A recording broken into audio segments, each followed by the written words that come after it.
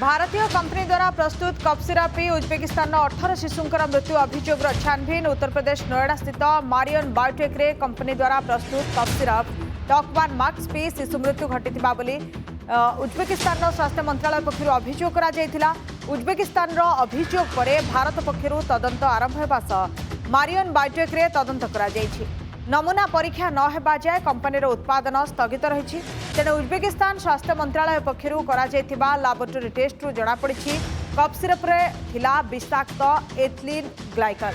एही औषध गुडी को डाक्टर प्रेस्क्रिप्शन बिना पिलांकु दिया जायथिबा सूचना मिली।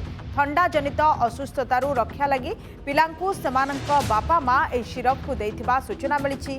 एही घटना परे उज्बेकिस्तान समस्त फार्मासीरू डॉकवान मैक्स टैबलेट एवं सिरप को हटाई दिया जायछि।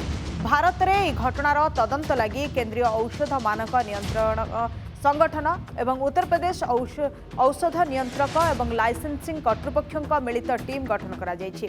उज्बेकिस्तान एक असेसमेंट रिपोर्ट मगा जायछि। पूर्वरु गाम्बिया रे हरियाणार मॉइड्रेन फार्मास्यूटिकल द्वारा प्रस्तुत कफ सिरप पी 70 शिशुंकर मृत्यु घटिथिला।